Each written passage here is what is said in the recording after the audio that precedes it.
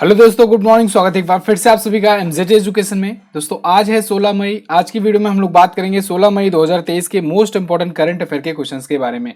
Video अगर पसंद आएगी तो इसे लाइक और शेयर जरूर कीजिएगा। कल का क्विकली रिवीजन करेंगे, उसके बाद आज के करंट अफेयर की तरफ बढ़ेंगे। तो विश्व प्रवासी पक्षी दिवस 2023 में अभी 13 मई को मनाया गया। जैसे कि मैंने आपको बताया है कि ये मई महीना और अक्टूबर महीना, इन दोनों महीने के सेकेंड सैटरडे को ये मनाया जाता है। ठीक है ना, तो ये ध्यान रखिएगा। और अभी दीपिका पादुकोण को टाइम मैगजीन ने अपने कवर पेज पर प्रदर्शित किया है। आईबीएम और नासा इन दोनों ने मिल करके एआई का उपयोग करके उपग्रह डेटा को हाई रेजोल्यूशन में बदलने के लिए सहयोग किया है। इसमें आईबीएम एआई टूल पेश किया है जो नासा की मदद करेगा। गुरुग्राम हरियाणा में मिनिस्ट्री ऑफ होम अफेयर्स के द्वारा अपराध और सुरक्षा पर G20 सम्मेलन आयोजित किया जाएगा। 5वां वैश्विक आयुर्वेद मेला तिरुवनंतपुरम में आयोजित किया जाएगा दिसंबर में। और Hyderabad international airport, GMR Hyderabad international airport, ये दुनिया का सबसे समय का पाबंद एयरपोर्ट बन गया है। वर्ल्ड बैंक ने अभी हाल ही में भारत को जूनोटिक रोग को रोकने के लिए 82 मिलियन अमेरिकी डॉलर के ऋण को मंजूरी दे दिया है। गीता राव गुप्ता अमेरिका में महिला संबंधी मुद्दों के लिए अमेरिकी दूत नियुक्त की गई हैं। और वहीं astronomical society of India Govind Swarup life time achievement पुरस्कार, इससे सम्मानित किया गया है प्रोफेसर जयंत विष्णु नरलीकर को। अभी भारतीय जोड़ी दिव्या टीएस और सरबजोत सिंह ने आईएसएसएफ विश्व कप में गोल्ड मेडल जीता हुआ है। ये टॉप 10 करंट अफेयर के क्वेश्चन थे कल की वीडियो से, जिनका आपने किया क्विकली रिवीजन। अब आज की करंट अफेयर की तरफ बढ़ेंगे, लेकिन एक बार फिर से मैं आपको बता दूं, एमजेटी ऐप पर ही आपको सारी पीडीएफ और क्विज बिल्कुल फ्री में प्रोवाइड की जाती है, वहीं पर मिलेगी आपको। ठीक है, एमजेटी ऐप पर जाओ, ये वाली जो डिटेल पीडीएफ यहाँ पर जो पढ़ाया जा रहा है ना, ये भी दिया जाएगा एज इट इज। साथ ही साथ हर महीने की, हर दिन की, हर वीक की क्विज वगैरह सब आपको यहाँ पर मिलेगी बिल्कुल फ्री ऑफ कॉस्ट। और हमारे वीडियो कोर्सेज और ई बुक्स वगैरह सब आप यहाँ पर प्राप्त कर सकोगे, और भी बहुत सारे स्टडी मटेरियल्स आपको यहाँ पर मिलेंगे। तो आप एमजेटी ऐप जरूर इंस्टॉल करो। चलिए तो शुरू करते हैं अब आज के दिन के पहले क्वेश्चन से। अभी हाल ही में किस राज्य के मुख्यमंत्री ने 14 विशेष विकास परिषद बनाने की घोषणा की? तो दोस्तों ओडिशा के जो सीएम हैं नवीन पटनायक जी, इन्होंने 14 विशेष विकास परिषद बनाने की घोषणा की है अपने राज्य में। अलग अलग जिलों में बनाए जाएंगे, स्पेशल डेवलपमेंट काउंसिल्स बनाए जाएंगे ये, और ये बेसिकली ट्राइबल कल्चर को प्रिजर्व करने के लिए बनाए जा रहे हैं। ठीक है, तो ये 14 विकास परिषद, विशेष विकास परिषद आदिवासी समूहों की विशिष्ट पहचान के संरक्षण और प्रसार के लिए बनाए जा रहे हैं। कौन कौन से जिले में? तो ओडिशा के अनुगोल, बालांगीर, बालेश्वर, बरगढ़, बौद्ध, देवगढ़, ढेंकनाल, कैंजाम, जाजपुर, झारसुगुड़ा, कालाहांडी, नुआपाड़ा, नयागढ़ और संबलपुर। इन जिलों में ओडिशा के मुख्यमंत्री ने 14 स्पेशल विकास परिषद बनाने की घोषणा की है आदिवासियों के लिए। क्लियर है? अब ओडिशा की बात करते हैं पहले। तो देखो ओडिशा आप देखोगे मैप में यहाँ पर है, यहाँ पर है भुवनेश्वर, इसकी कैपिटल है। सीएम है नवीन पटनायक जी। नवीन पटनायक जी हैं बीजू जनता दल पार्टी से, बीजेडी पार्टी से। ठीक है, 5 बार से सीएम है यहाँ पे। प्रोफेसर गणेशी लाल जी यहाँ के गवर्नर हैं। और चिल्का, अनसुपा, कांजिया ये प्रमुख झीलें हैं। चिल्का लेक तो आप याद रखिएगा क्योंकि ये first Ramsar site of India है, first Ramsar site of India है। ठीक है ना, ध्यान रखिएगा, ये पूछा जा सकता है आपसे क्वेश्चन। साथ ही साथ चिल्का लेक जो है ये इंडियाज लार्जेस्ट साल्ट लेक है, साल्ट लेक है यानी खारे पानी की झील है। ठीक है, खारी झील है।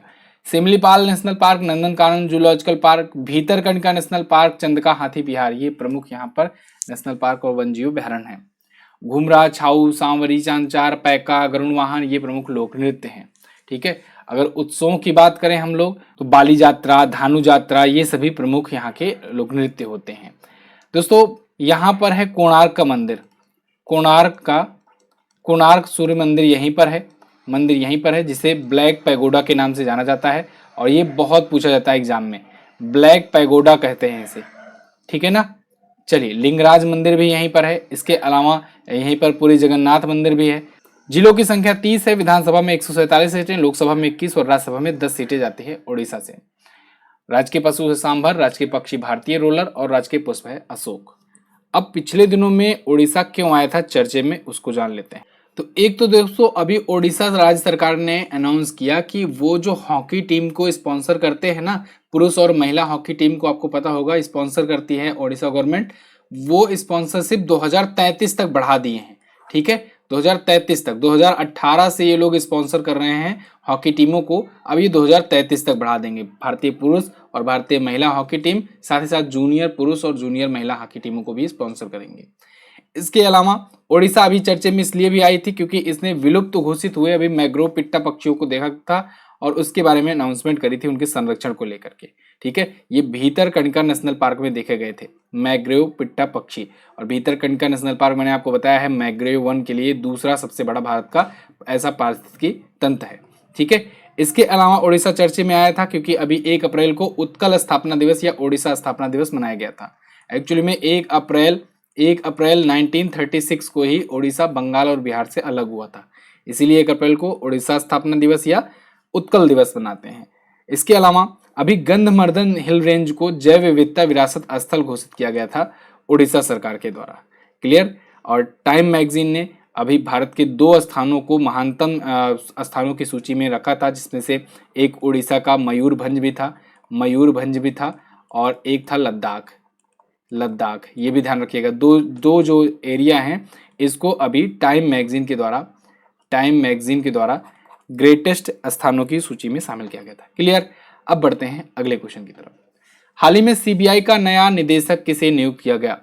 तो CBI central bureau of investigation के नए महानिदेशक दोस्तों नियुक्त कर दिए गए हैं प्रवीण सूद। आईपीएस प्रवीण सूद को नियुक्त किया गया है अगला सीबीआई का डायरेक्टर। सीबीआई के ये प्रमुख बने हैं। किसकी जगह पर आए हैं? सुबोध कुमार जायसवाल जी की जगह पर आए हैं, जो कि अभी 25 मई को अपना कार्यकाल पूरा कर रहे हैं। तो अब उनकी जगह पर ये होंगे और अगले 2 वर्षों के लिए इन्हें नियुक्त किया गया है, क्लियर है। 1986 बैच के ये कर्नाटक कैडर से आईपीएस अधिकारी हैं। सीबीआई के बारे में बात करें तो 1963 में इसकी स्थापना हुई थी। हेडक्वार्टर इसका नई दिल्ली में है। तो प्रवीण सूद होंगे नए इसके महानिदेशक। अगला, हाल ही में किस राज्य के तुंगनाथ मंदिर को राष्ट्रीय स्मारक घोषित किया गया? तो दोस्तों उत्तराखंड में पड़ता है तुंगनाथ मंदिर और इसको राष्ट्रीय स्मारक घोषित किया गया है। उत्तराखंड में देखिए यहाँ पर ये पड़ता है और ये रुद्रप्रयाग में पड़ता है उत्तराखंड में तुंगनाथ। ऐसा माना जाता है कि पांडवों ने ये मंदिर बनवाया था। पांडवों ने जो 5 मंदिर बनवाए थे ना, उन 5 मंदिरों में से एक ये भी है और इन 5 मंदिरों के समूह को पंच केदार मंदिर कहा जाता था, ठीक है। तो पंच केदार मंदिरों में से एक ये भी है। ये दुनिया के सबसे ऊंचे शिव मंदिरों में से एक माना जाता है तुंगनाथ मंदिर। तो ये तुंगनाथ मंदिर को राष्ट्रीय स्मारक घोषित कर दिया गया है। कहाँ पर पड़ता है? उत्तराखंड के रुद्रप्रयाग में, क्लियर है। गढ़वाल हिमालय का ये हिस्सा है पर्वत सीरीज और उसी में ये पाया जाता है और इसको अब राष्ट्रीय स्मारक घोषित किया गया है। अब उत्तराखंड के बारे में जान लेंगे। उत्तराखंड आप देखोगे यहाँ पर है, मैप में है उत्तराखंड। ये उत्तराखंड ना 9 नवंबर को सन 2000 को उत्तर प्रदेश से 13 जिले लेकर के टूटा था, ठीक है। 9 नवंबर सन 2000 को ये बना था 27वां भारतीय राज्य उत्तराखंड। उत्तराखंड की 2 कैपिटल है, एक है देहरादून, एक है गैरसैंण। देहरादून यहाँ पर है विंटर कैपिटल, ठीक है, शीतकालीन राजधानी, और गैरसैंण जो है ये ग्रीष्मकालीन राजधानी है, समर कैपिटल है। यहाँ के सीएम है पुष्कर सिंह धामी बीजेपी पार्टी से। गवर्नर है लेफ्टिनेंट जनरल गुरमीत सिंह।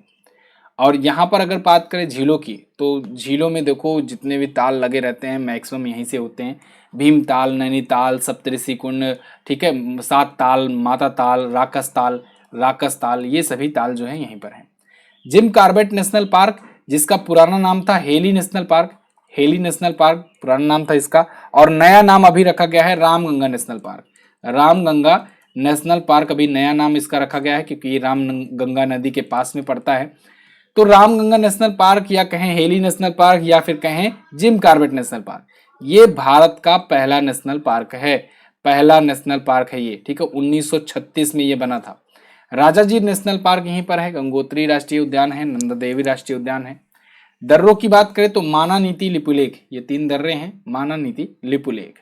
छपेली, छोलिया, हारुल, गढ़वाली, कजरी, ये प्रमुख लोक नृत्य है यहाँ के, क्लियर है। और जिलों की संख्या आज भी 13 ही है यहाँ पर।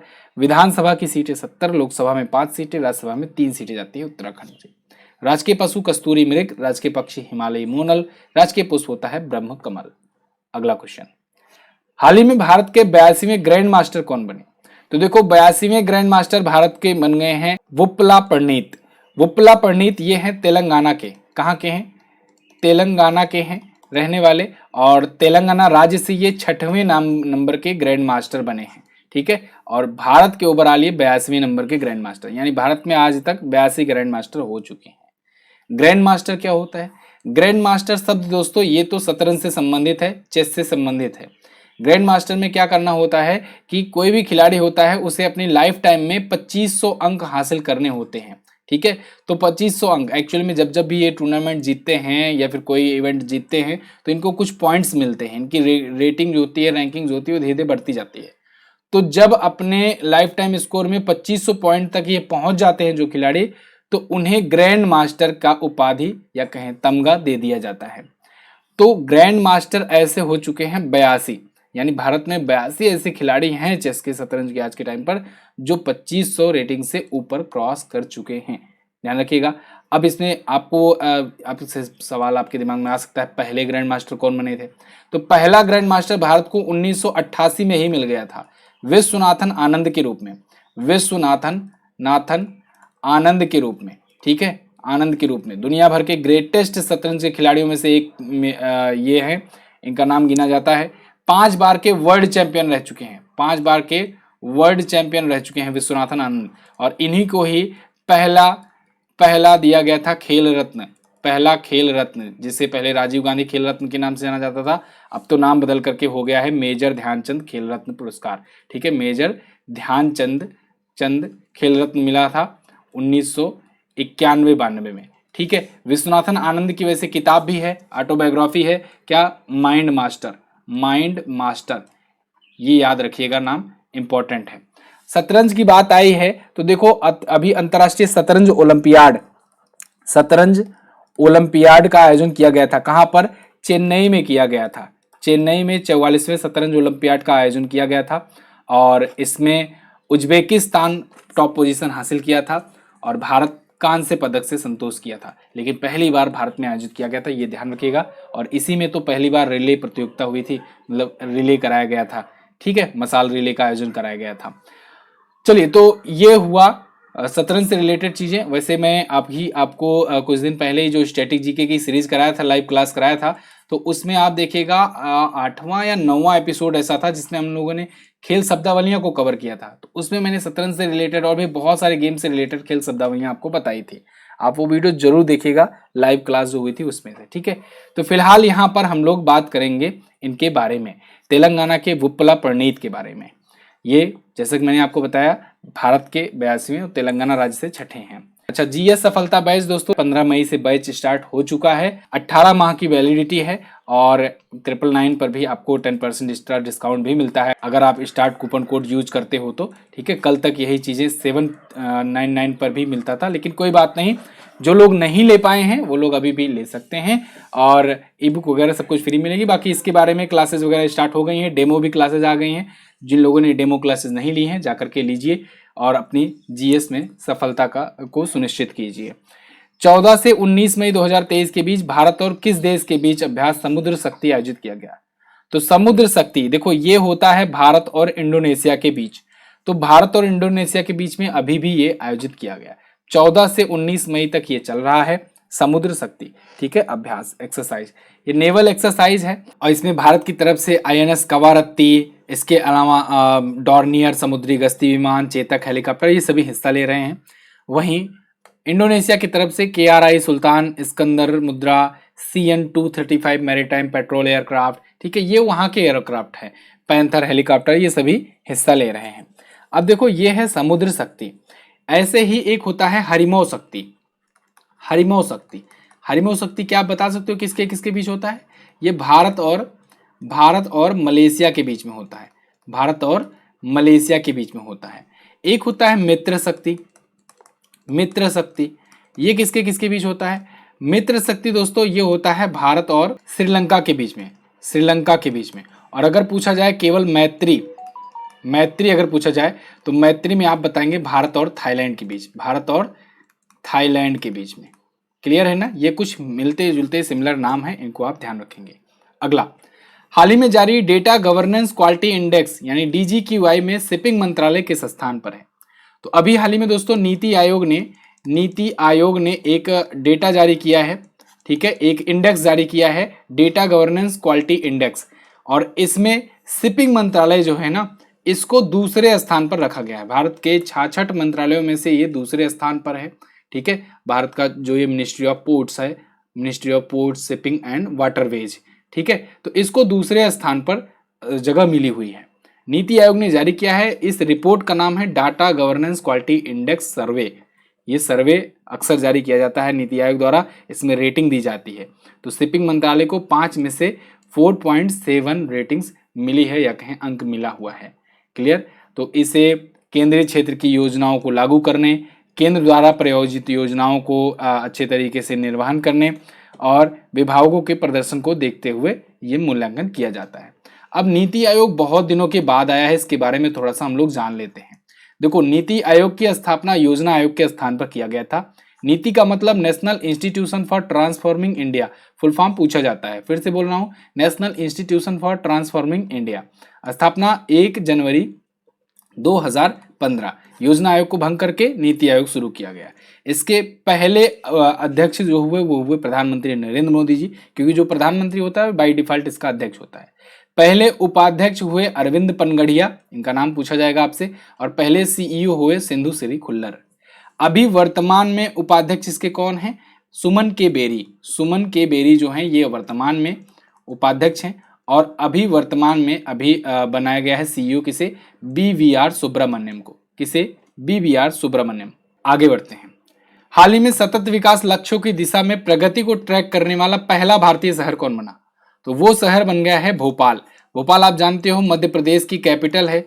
मध्य प्रदेश की कैपिटल है। ये सतत विकास लक्ष्यों यानी सस्टेनेबल डेवलपमेंट गोल्स की दिशा में प्रगति को ट्रैक करने वाला, जो प्रगति हो रहा है, प्रोग्रेस हो रहा है, उसको ट्रैक करने वाला पहला भारतीय शहर बन गया है। यहाँ पर आप आर्टिकल देख पाओगे, Bhopal become first Indian city to track progress toward meeting SDGs यानी सस्टेनेबल डेवलपमेंट गोल्स। ठीक है, तो भोपाल नगर निगम, UN हैबिटेट और 23 से ज़्यादा स्थानीय हितधारकों ने मिलकर के 2030 के लिए एक एजेंडा सेट किया है, जिसमें प्रगति को ट्रैक किया जाएगा, प्रोग्रेस को ट्रैक किया जाएगा, स्वैच्छिक स्थानिक समीक्षा की जाएगी। इसको लेकर के मध्य प्रदेश के जो CM हैं शिवराज सिंह चौहान जी, इन्होंने भोपाल में agenda for action sustainable urban transformation ये लॉन्च किया है, और इसी के तहत प्रोग्रेस को ट्रैक किया जाएगा। क्लियर। अब ये मध्य प्रदेश का है, तो मध्य प्रदेश देखते हैं। राजधानी इसकी भोपाल है और यहाँ पर मध्य में है बिल्कुल मध्य प्रदेश। CM शिवराज सिंह चौहान जी BJP पार्टी से, गवर्नर है मंगू भाई छगन भाई पटेल। मध्य प्रदेश अगर आप देखोगे तो यहाँ पर देखिए उत्तर प्रदेश, राजस्थान, गुजरात, महाराष्ट्र, छत्तीसगढ़, इन सब से ये बॉर्डर शेयर करता है अपना। छत्तीसगढ़ तो इसी से अलग हुआ था 1 नवंबर सन 2000 को, 1 नवंबर सन 2000 को। यहाँ पर झीलों में बात करें तो भोजताल झील है, साख्य सागर झील है। नेशनल पार्क सबसे ज्यादा यहाँ पर है, लगभग 11 नेशनल पार्क हैं और जल्द ही 12 नेशनल पार्क हो सकते हैं। माधव नेशनल पार्क, वन विहार नेशनल पार्क, पन्ना, पेंच, कान्हा किसली, कुनो, ठीक है, कुनो, ये सभी नेशनल पार्क यहीं पर हैं। ठीक है, संजय नेशनल पार्क ये भी है यहीं पर। तो बहुत सारे नेशनल पार्क हैं और टाइगर रिजर्व भी बहुत ज़्यादा हैं, इस वजह से इसे टाइगर स्टेट कहा जाता है, टाइगर स्टेट कहा जाता है।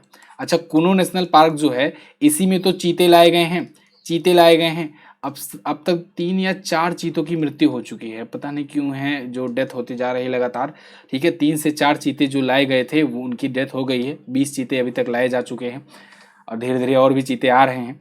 हालांकि सबसे पहली बार जब लाया गया था तो वो इंपॉर्टेंट है, वो क्वेश्चन पूछा जा सकता है। तो सबसे पहली बार नमीबिया से आया था, नमीबिया से 8 चीते लाए गए थे। ठीक है, उसके बाद साउथ अफ्रीका से, दक्षिण अफ्रीका से लाए गए थे 12 चीते, और अब यहीं दक्षिण अफ्रीका से और आएंगे, हर साल कुछ न कुछ चीते आएंगे यहाँ पर।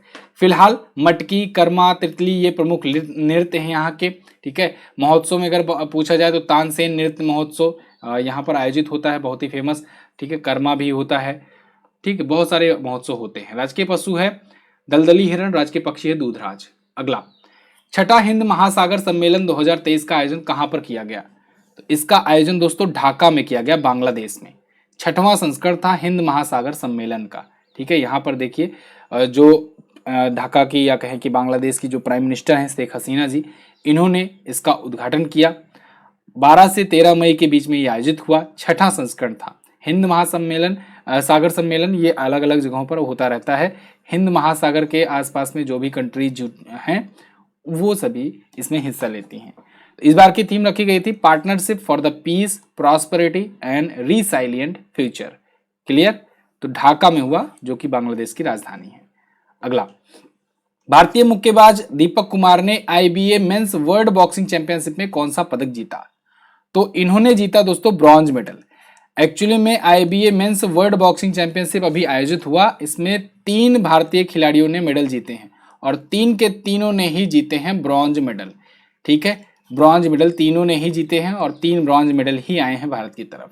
भारत इस मेडल टेबल में रहा है चौथे पोजीशन पर, ठीक है, 4th पोजीशन पर। ये इवेंट हुआ था उज्बेकिस्तान में और उज्बेकिस्तान ही मेडल टेबल में टॉप पर रहा है। देखिए ये 3 खिलाड़ी हैं, तो इनमें से निशांत देव और दीपक भोरिया, इन दोनों ने तो सेमीफाइनल तक का सफर किया, मतलब सेमीफाइनल हारे तो इसलिए मिला ब्रॉन्ज मेडल। जबकि मोहम्मद हुसैमुद्दीन जो हैं, ये फाइनल में एक्चुअली में इनको वॉकओवर मिल गया। जो सामने वाला खिलाड़ी था वो खेला नहीं, इवेंट हुआ नहीं, इसलिए इनको वॉकओवर मिल गया। ठीक है, तो चोट की वजह से इनको वॉकओवर मिला था। तो फिलहाल IBA पुरुष वर्ल्ड बॉक्सिंग चैंपियनशिप था, उज्बेकिस्तान के ताशकंद में आयोजित हुआ। भारत चौथे स्थान पर रहा, उज्बेकिस्तान पहले स्थान पर रहा। आज का लास्ट क्वेश्चन जानूं उससे पहले मैं आपसे एक क्वेश्चन पूछूंगा कि देखो मैं सोच रहा हूं ना कि ये 10 क्वेश्चन कराता हुई हूं आपको डेली का डेली, साथ ही साथ एंड में जनवरी 2023 से लेकर के रोजाना कुछ ना कुछ क्वेश्चन, लगभग 10 क्वेश्चन के आसपास में, वो भी मिक्सअप रहे, तो आपका रिवीजन भी कराते चलूं वन लाइनर फॉर्मेट में। तो लास्ट में आप लोग क्या चाहते हो ऐसा कि लास्ट में 10 क्वेश्चन वन लाइनर भी ऐड कर दिया जाए, रोजाना आप जनवरी से रिवीजन करते चलो। जैसे कि अभी जनवरी हुआ, शुरू होगा, फिर उसके बाद कुछ दिनों में जनवरी खत्म होगा, फिर फरवरी हो जाएगा, फिर मार्च, फिर अप्रैल, तो साथ ही साथ आप 10-10 क्वेश्चन रिवीजन भी करते रहोगे पुराना वाला। तो ये मैंने सोचा हुआ है, अगर आप लोग आज कमेंट करके बताओगे कि सही आइडिया है तो कल से इसको स्टार्ट कर दिया जाएगा। ठीक है, चलिए अब आखिरी क्वेश्चन देखते हैं। अंतर्राष्ट्रीय परिवार दिवस कब मनाया जाता है? तो ये दोस्तों मनाया जाता है प्रत्येक वर्ष कब? 15 मई को। 15 मई को मनाते हैं। और इंटरनेशनल फैमिली डे, फैमिली के बारे में जागरूकता फैलाने के लिए, परिवार का महत्व बताने के लिए, परिवार की क्या अहमियत होती है। किसी भी मुसीबत परिस्थिति में परिवार ही होता है जो हमेशा साथ खड़ा होता है, बिना किसी अपने निजी स्वार्थ के। ठीक है, तो परिवार के महत्व को बताने के लिए UN के द्वारा ये दिवस मनाया जाता है। फैमिली एंड डेमोग्राफिक चेंज, ये है इस बार की थीम। 1994 से ही ये मनाया जा रहा है। तो अब यहाँ पर मई महीने के अभी तक के सभी महत्वपूर्ण दिवस हैं। कल हम लोगों ने रिवीजन किया था, तो आज हम लोग रिवीजन नहीं करेंगे। जो लोग नए हैं स्क्रीनशॉट ले सकते हैं। लास्ट डे के क्वेश्चंस की बात करेंगे तो बांदीपुर नेशनल पार्क पूछा था मैंने, कहाँ पर है? ये है कर्नाटक में। IPL का कौन सा संस्करण आयोजित किया गया है अभी? तो ये कौन सा संस्करण चल रहा है? 16वां संस्करण चल रहा है IPL का। ठीक है, 2008 से शुरुआत हुई थी। आज आपको क्या बताना है? आज आपको बताना है कि 9वीं विश्व आयुर्वेद कांग्रेस और आरोग्य एक्सपो, इसका आयोजन कहाँ पर किया गया। ठीक है, इसके अलावा आपको दूसरा क्वेश्चन जो बताना है वो है टाइम मैगजीन का पर्सन ऑफ द ईयर किसे चुना गया 2022 में। दोनों ही अच्छे क्वेश्चन हैं, दोनों के बारे में आप डिटेल में आंसर कर सकते हो। तो ये तो थी गाइज आज की करंट अफेयर मेरे द्वारा। आपको कैसी लगी है आप लोग कमेंट करके जरूर बताइएगा। अगर हेल्प होती है तो आप जरूर बताइए। इसके अलावा GS सफलता बैच 2.0 अगर नहीं ज्वाइन किए हो तो इसको ज्वाइन जरूर करो। बैच स्टार्ट हो चुका है, अब क्लासेज इसमें रोजाना आनी शुरू हो गई हैं। कल भी क्लासेज हुई, दोनों क्लासेज हिस्ट्री और इकोनॉमी की, आज भी होंगी। आप डेमो क्लास जाकर फ्री में देख सकते हो। चलिए बहुत बहुत धन्यवाद, मिलेंगे अगली वीडियो में, तब तक के लिए नमस्कार, जय हिंद, वंदे मातरम।